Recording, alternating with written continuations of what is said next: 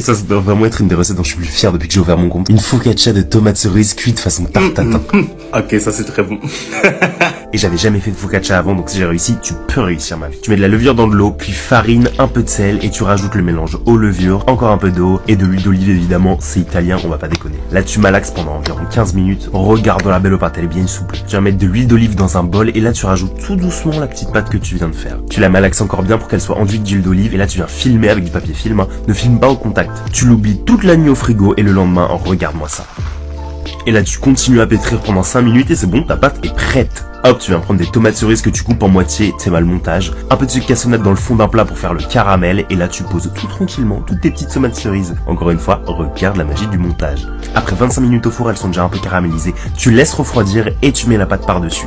Là c'est important, on va laisser repousser une deuxième fois pendant 4 heures au frais. Finalement tu viens faire les classiques petits trous, tu vas remettre de l'huile d'olive par-dessus, 25 minutes au four et c'est prêt.